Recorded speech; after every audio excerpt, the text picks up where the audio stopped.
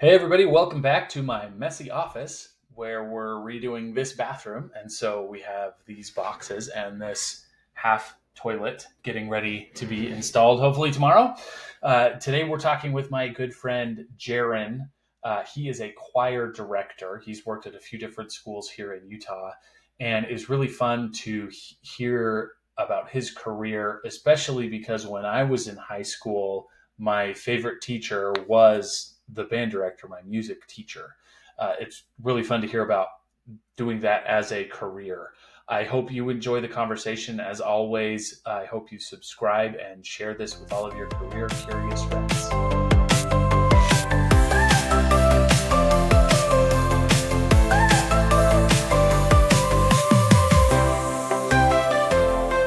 Who are you and what do you do? Dustin, thanks so much for having me. I'm excited for this. My name is Jaron Putnam, and I am a high school choir teacher.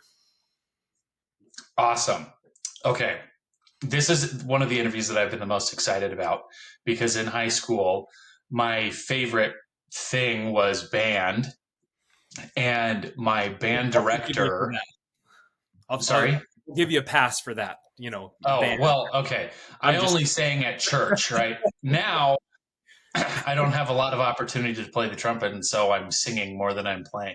sure. Anyway, um, but music educators are my favorite kind of educators. So I'm excited for this conversation. Can you just start and tell us how you got here? What made you choose being a high school choir director? How did you get to where you're at? Sure. Yeah. I feel like the answer would be similar for most people in performing arts education or whatever. But I would say I grew up in a pretty musical family, had parents who sort of fostered that love of music.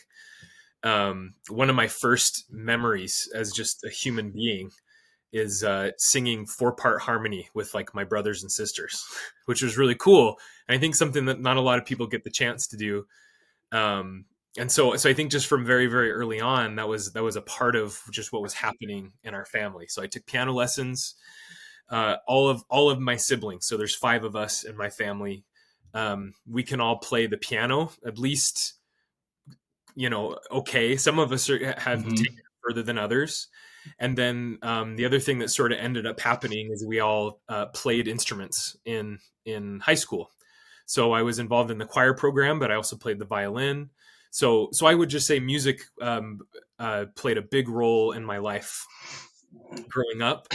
I would say I knew I wanted to be a choir teacher by the time I was a junior in high school, and I would say it was the influence of a great music educator, that started me down that path. The lessons and the insights that I feel like I got as a high school student, I just really thought, man, I think I want to do this. So it was kind of from that point on, and straight shot from there. So then, once you've made that decision, what does it take to become a music teacher? Of course. Yeah, your main goal, your main obstacle is a bachelor's degree in education. So there's a couple different routes you can take there. I went to Utah State University for undergrad, and my specific degree title or whatever is a bachelor's of music in music education with a choral emphasis. So Okay. you go to college, you declare kind of an emphasis. So the band kids have a few more band centric things. The choir kids have a few more choir centric things. But when you walk away with that degree, you take method courses on how to play all the instruments, at least Mm-hmm. at a very basic level. So I was playing trombone and trumpet and also strings and woodwinds. And so when you walk away with that degree, what you get, at least from Utah State, in the state of Utah, is you can teach secondary music. And Okay. that's and you do have to take a praxis test, which I think is also a pretty common barrier for any education. You have to take sort of an exam that says, do you know what you're talking about in your field? uh, Okay. yeah. So my sister also did music education. She's not currently teaching, but So when I was in college, I did music as a minor because I knew I wanted to go into something more technical, like engineering, which Sure. is more like what I'm doing now. But because I love music so much, and because I needed to get a bunch of general credits that would kind of double count towards a music minor anyway, I want to do that as minor. As part of the music minor, we had to take a choral conducting class, Hmm. and um, I was at first a little bit upset because I'm just like, hello, I'm a band guy. I want to be conducting orchestras, not choirs. Hello. By the end of the semester, though, the teacher was really great. I think his name was Matt. I don't remember his last name. Anyway, his whole thing. Can I ask Sorry, where this was at? at BYU. Okay. Yeah. So the teacher, he was great. He was a master's student, I think, and Okay. the whole class was the two main choral people at BYU on a bunch of DVDs with a workbook and anyway, great class. His whole goal was by the end of this class, you are going to be able to be a fantastic ward choir director and you'll be able to actually make your amateur ward choir sound more musical, right? So we're going to prepare you for that. Then the very next semester, my job at church was to be the chorister for sacrament meeting, and I Excellent. loved it. It was the best.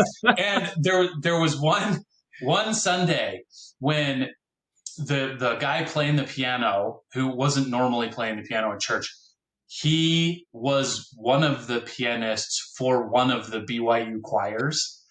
And it was like the best feeling in the world, right? It's like Wow. you actually paused when you were Ah! paying attention to the chord, and it was like the best thing in the world. Anyway, it's something that I've loved. Like when I did drum major tryouts in high school, I just loved.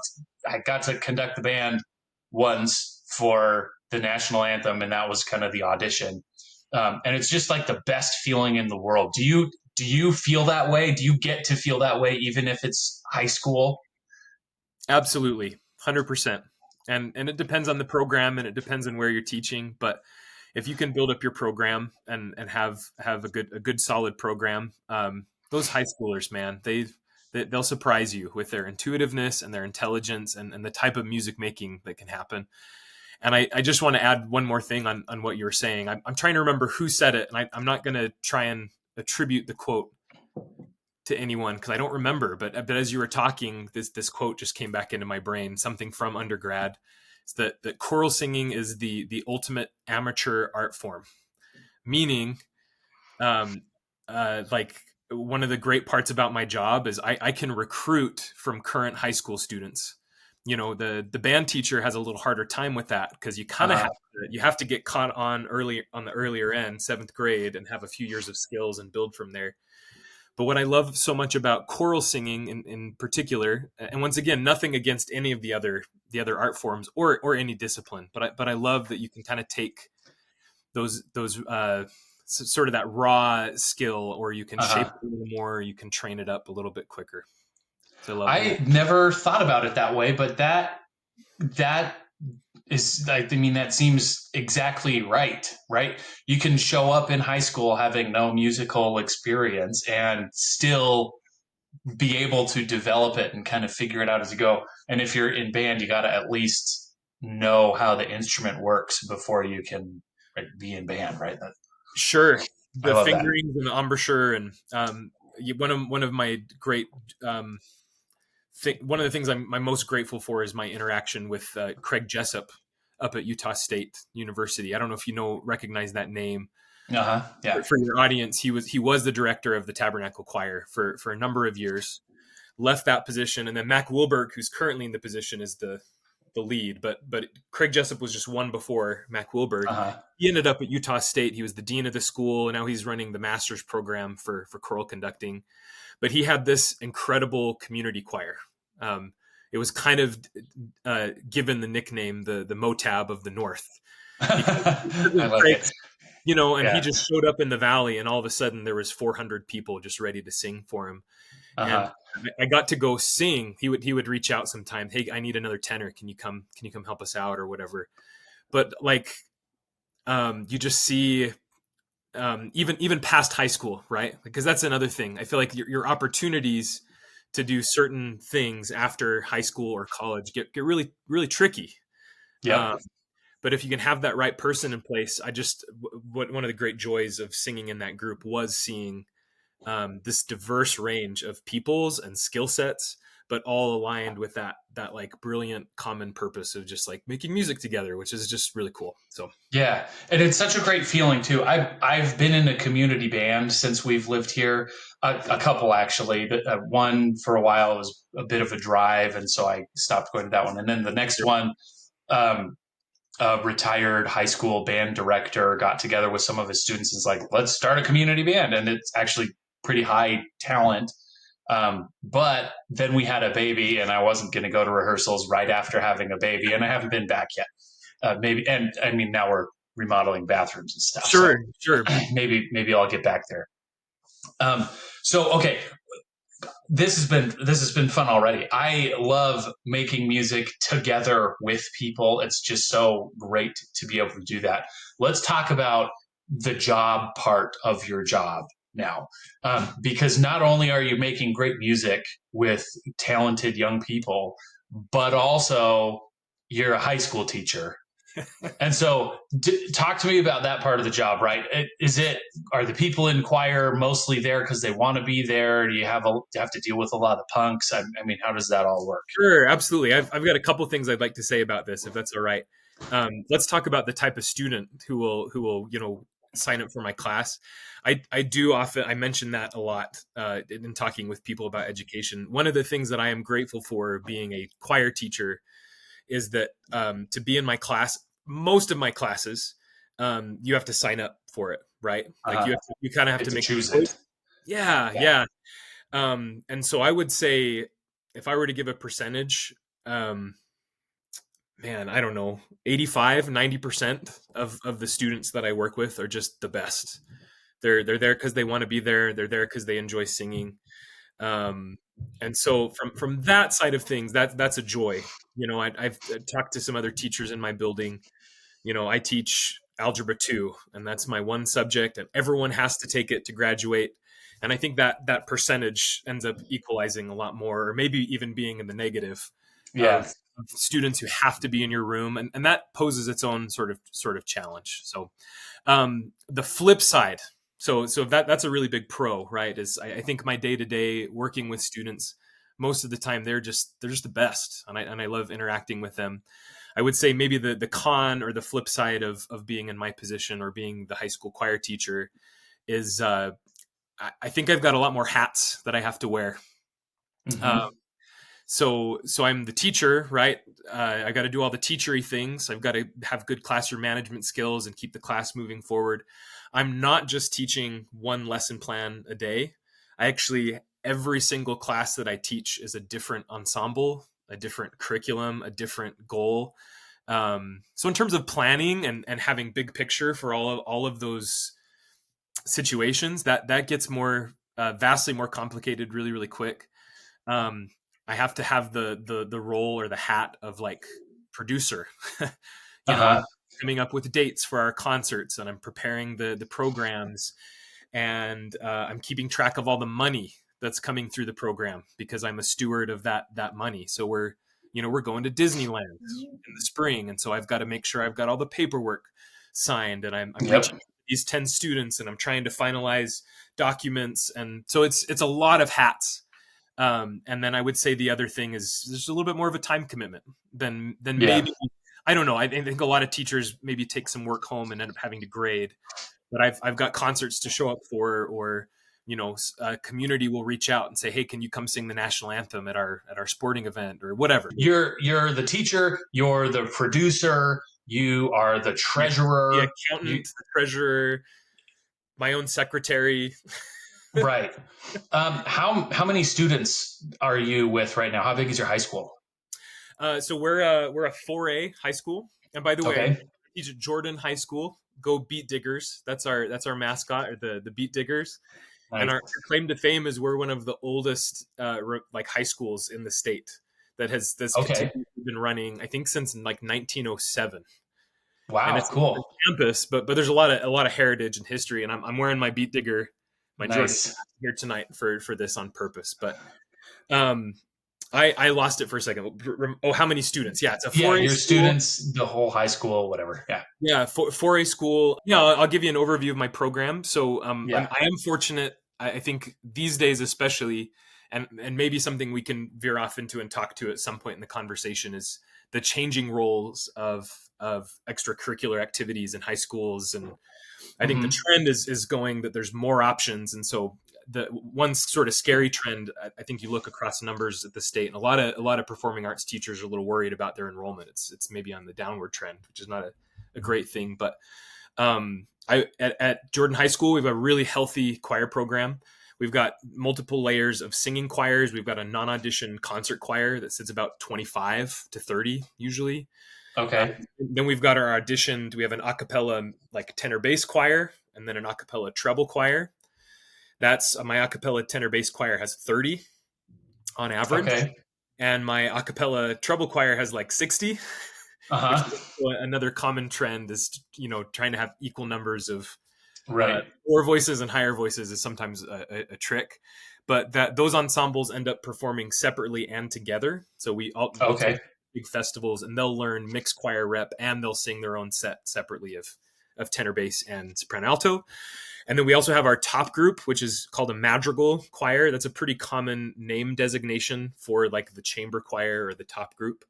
Uh-huh. That sits anywhere between this last year it was 28. This upcoming year it's like 36. So that one is like the most intense audition level process. It's supposed to be kind of Uh-huh. a top group, and so the numbers sort of shift around a little bit. So if you're looking there, what already just singing choir students we're looking at 140 150 maybe in that sort of range. Jordan High School also has a handbell choir, which is kind of a unique Oh, thing, nice.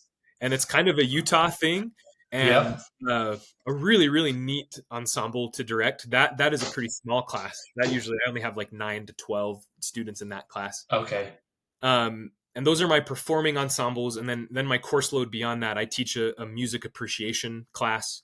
So Okay. you graduate high school, you do have to have one fine art credit. That's one of the requirements, Okay. amongst many other requirements, right? But one Right. of the requirements is you have to do some sort of class that's going to broaden your horizons in terms of some sort of performing art. So I get some students who sign up just to learn about music, and we do lots of listening, and here's how to listen, and here's different genres. And then I also have a couple of sections of guitar that I teach too, beginning guitar. Okay. We've got some guitars in the room, so Nice. That yeah, sounds like a broad, they keep you busy, right? sure. I think in my high school, the band director had two or three ensembles, and I think later on they started to also give him a couple other like fill in sort of classes as well. And then same thing with the choir director, was just two or three classes, and I don't actually know what they did the rest of the day. I But that, I mean, great. It Um, sounds cool. some teachers get asked to fill in for like math or Spanish. Like Hmm. the teacher I took over for in my first job at Bear River Middle School was teaching some sections of Spanish because he could speak Spanish. Some teachers end up just going to half-time or part-time. Others, there's other classes you can sort of fill in, but yeah, it is it's kind of a mixed bag, and that's the goal, right, is to be doing music 100% of the time. At least Yeah. Right. most choir teachers I talk to, that's like the dream gig, not having Right. to do too much of that extraneous stuff. But Okay. Yeah, that all makes sense. yeah, Okay, so let's keep going. We've talked about how great it is to do choir, choral, music stuff. We've talked about your job wearing a lot of hats. Um, People don't go into teaching usually to make a lot of money. So, how much do you make? Is it good enough for your family? What's that picture look like? sure. Yeah, that's such a crazy question, and I feel like the general consensus is what education teachers don't make enough. It's not that good to pay, and I would agree with that. I'll be very forthright and honest. I hope that's all right. First thing I want to say is teacher pay, and this is maybe just general knowledge for your audience or your base. Teacher pay is not the same across the country. It's Uh-huh. actually quite varied by state. So you can actually look at trends and data for how certain states pay teachers. So you know that some states are going to be better than others. I think I did a search right before this interview. Utah is like 23rd on the low end, so we're below the average, just barely Yeah. in terms Okay. of general pay. We're apparently 10th highest in new teacher pay, which is an Oh, interesting interesting. statistic. Okay. The basic way that it functions, at least in Utah, and I'm assuming most places, but I could be wrong, is it's a ladder system. So every district sort of sets their pay scale, and they call it their salary schedule. You could do this for any district in the state right now. You could just go, you could type in, Alpine School District salary schedule, licensed teacher, and you will get this graph. So it's a known thing. You can check right Yeah. now in any sort of area you want. The data is out there because it's, well, at least for public schools, right? I guess charter schools Right. and private Yeah. schools is a whole other thing. But the basic gist is based off of number of years of experience teaching. You move down that ladder and your pay goes up. We've seen also some. I think we followed the state mandated pay raises of like 4% or whatever. The legislature usually for um, just for like inflation, which is also Yeah. on the low end. Um, so yeah, I if you're looking at just my contract, and once again, I had to just check numbers. I'm going to be making around like 72,000 a year for where I'm at. What's bumping me up is my years of experience and having a master's degree. This particular Okay. school district, the master's degree just bumped me up 6 rungs on the ladder or whatever. Now, Okay. total take home pay ends up being a little higher. Currently, Utah legislature is offering like an extra 32 hours of work you can do over the summer. I One thing that I'm doing to help increase what I'm taking home is I sold one of my preps, and this isn't super common, but at my current school, it's an A day, B day. It's a block schedule. Every Okay. Each day has 4 class periods, so students have eight classes to have a full schedule. The average teacher day is you teach for 3 and then you have your prep, right? And that's when you get all Yeah. your work done. And then B day, teach 3, have your prep. So a full teaching load is teaching 6 sections. Um, I have sold out one of my preps. So every A day, I'm teaching straight through the day. I teach 4 classes instead of 3. That increases my take home a little bit. And most schools offer a modest stipend for teachers who are doing extra stuff. So given that I am Okay. concerts and things, so my fourth right answer, what I took home this last year was I think a little bit over 80,000. Okay. Yeah. Okay. That was way more detailed than I was expecting. That's great. I so the I've interviewed one other teacher so far. He's a Yeah. geography teacher in Texas. Hmm. His is set up where he just gets paid for the 9 months of school, and then you just have to save up for summer break. How is Oh, that in your school district? Are you all year round flat stable, or are you just paid during the school year? yes. I don't even think I have the option. I think the district. I'm pretty. I'm pretty sure the district has set it where it's just 12 months. So Okay. you're working for what, the 9 or the 10 months, and you with the summer break, but my paycheck's pretty much the same Okay. throughout the year. And what options do you have for like a retirement account or health benefits, things like Yeah. that? So once again, every district is different. Uh, I've taught for 3 districts in 7 years. This is my seventh year, Okay. which is kind of a lot, and I don't want to be jumping around too much more. I kind of like where I'm at, and I'm hoping I'll stay for a while. But um, so every district's different. I would say my last district up in Cache Valley, they focused more on the health insurance. I felt like we had pretty Okay. good benefits. Like my daughter broke her arm, and we didn't have to pay a dollar. It was kind of Yeah. crazy. They did sort of a different system, and they sort of focused maybe a little more attention there. I would say right now, my benefits, my health insurance is not great. Um, and I think that's a pretty common trope in the Yep. education field, is that benefits are not super good, and I would say that holds true. Now, one of the big reasons a lot of people go into education is for the pension, right? So as a Okay. public employee for the state of Utah, I am working towards a pension, and if you're going to ask me specifics, I can't tell you all the details. What I Okay. feel like I can tell you accurately, pretty accurately, is once you either get, I think, to 60 or 65 in age, or you hit, I think it's either 25 or 30 years in the field, you sort of cross this threshold and you end up getting a certain amount of your final paycheck as a pension. And the way that that pension works is it will last until the day I die. It will never dry. Yeah. So that's maybe the pro. Um, Once again, there's better retirement accounts out there for people to be living the good life. But I'm Right. contributing to a Roth IRA currently. We're making plans, I think, to be okay for retirement. So, but I do know a lot of people like they say, oh yeah, the pension's a good thing. And I feel like that seems like a pretty good deal. But Yeah. And this is a completely different episode that I want to record sometime because pensions, in many ways, are like golden, awesome, like you said, money till you die. right. In some ways, it might be better to do both, like you're doing, contributing to a Roth IRA, because then maybe the money will grow more and it's always yours. Um, anyway, good to hear that you can do both. Does your wife also work full time? She right now she's a business owner, so Okay. she does a floral design company called Sweet Afton Floral.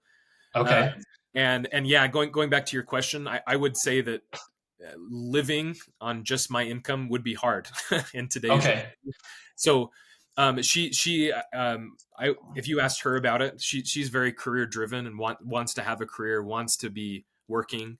And so that's worked out well for us, especially given the timeline of her work schedule. Her busiest months are the summer months, and so Right. we When got you're off. two little kids at home, and it's kind of there's a little bit of overlap where it's a little tricky, where I'm back to school and she's still busy, and you Right. know, but mostly it's a good tag team that way.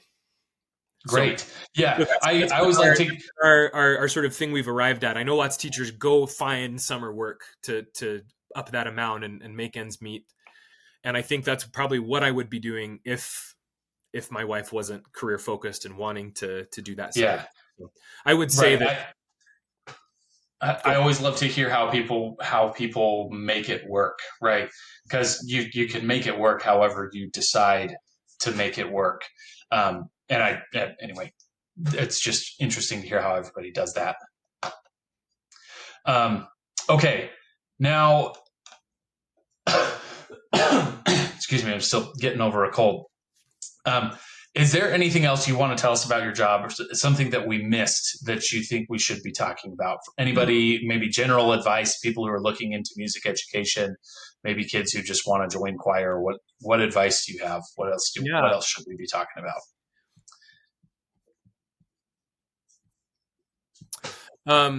This is a big one. I kind of was typed up some notes before we got here, and so forgive me. I was just kind of reviewing.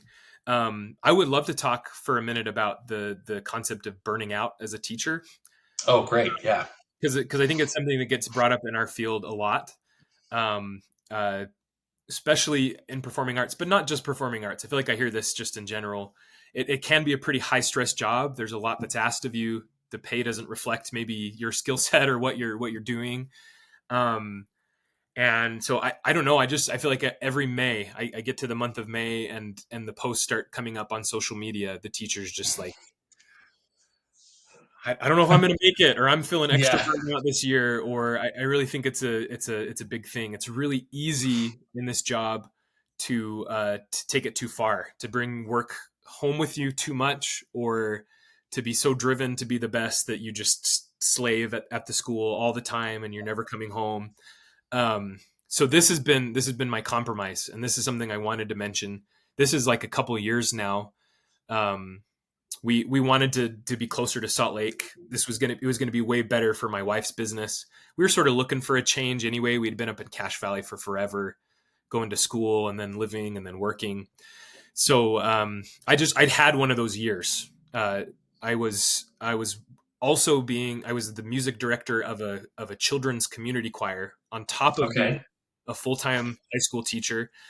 The job I was at did show choir, which is its own crazy level of extra adding work and more things that you have to do. And anyway, I got to that point where it was the end of the year, and I was just like, Katie, I don't know if I can do this. Like, I'm so burned out. Um, so this has been my rule since then. So we got a new change of pace. I got a new job. I loved my last job. If any of my students end up watching this, I loved Skyview High School. It was so great. The show choir thing was hard. Having to do that children's choir job was hard, and I could have simplified or changed the program, but I'm getting a little off topic. Here's the bottom line. The last 2 years, here's been the rule that I've set for myself that's made all the difference. If I'm not getting paid to work, I go home.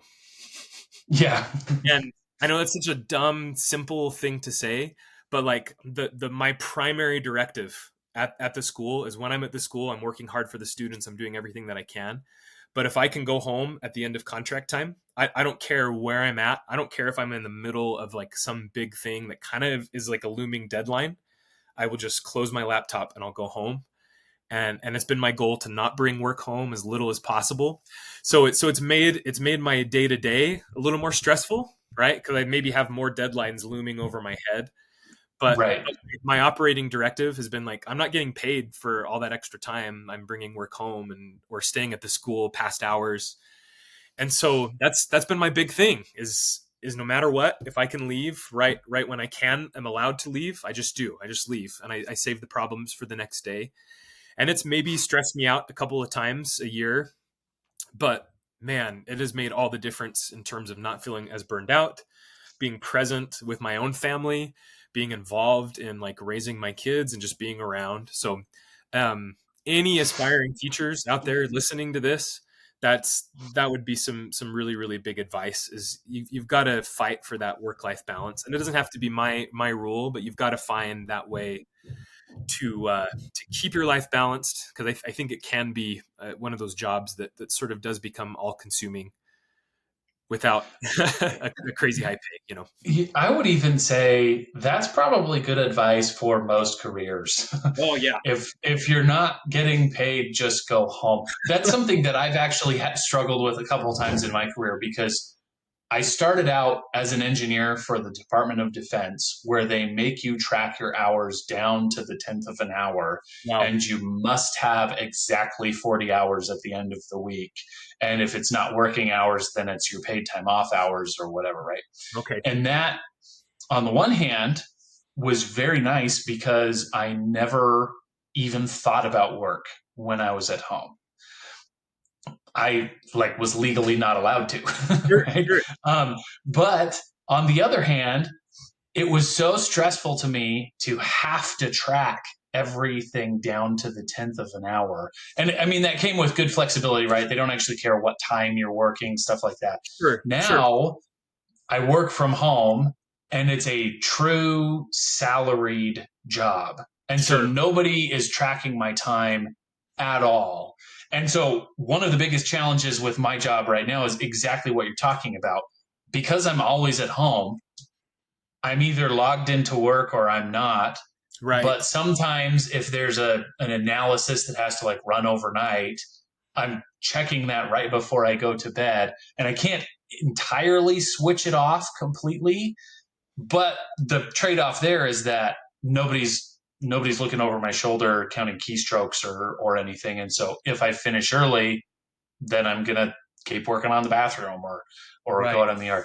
I think that is good, solid advice. And one thing that I'm trying to do in my career right now is figure out a good boundary between work and not work. And that's what comes with the trade off of a work from home salary kind of job. Especially when the location is the same, whether you're Yes. working or Yep. not. I can imagine that'd be tricky. Right. And at Yeah, least I have an office that is, I guess, also a guest room, but I don't have to be in this room unless I'm yeah, working. yes, of Yes. course. Anyway, great. I forgot to ask you, do you feel like this is like a pretty good, stable kind of career? Like you'll probably have a job as long as you need one? Oh, sure. Yeah. I would say this is a good chance to maybe talk about those trends. it is kind of interesting. You look at performing arts programs across the state, and I think the scary general trend is that it's maybe not quite what it once was. My honest take on the why is that students have more choices, which I think is a good thing, right? Uh-huh. There was not a robotics class Yeah. offered when I was in high school. Do you know what I mean? Like, Yeah. I think parents and counselors and schools are putting more pressure on students to take AP classes and concurrent enrollment classes. Concurrent enrollment is the class you can take in high school, but you get college credit for a certain Right. number. Yeah. Um, so I think there are some things that are driving enrollment down, um, which are maybe a little bit scary. Uh, I I would say that your job is secure if I would say personally I'm not too worried about my job security, only because I feel like I do a pretty good job and my numbers are solid and it's all kind of on me, right? I think it's one of those things where I don't know. You hear of like crazy layoff stories, like someone's just like Yeah. working, and everything seems to be going well, and they're getting good performance reviews. But it's a big corporation, and a cut had to be made somewhere, and so out of nowhere, they just come up to you and they say, "Sorry, you're done. Pack up your things." I Right. don't I don't see that happening. I feel like I'll have that vision far enough out to sort of see the writing on the wall. Um, I think the trend our programs are getting smaller. There's fewer jobs, maybe for choir teachers. The choir teacher job it's a one per school sort of thing too. Right. So like a math teacher, there's going to be X number of math teachers at any school. So that also makes it a little harder. But I would say personally, I feel pretty hopeful about being able to remain in this career and do what I'm doing all the way to the end. That's it. Thank you for joining us today. Go Beat Diggers, and thank you, Jaron, for coming on and talking to us about your career as a choir director. If you have any questions for him, go ahead and drop them in the comments below. As always, I would really appreciate it if you subscribe and make sure to share this video and this channel with your career curious friends.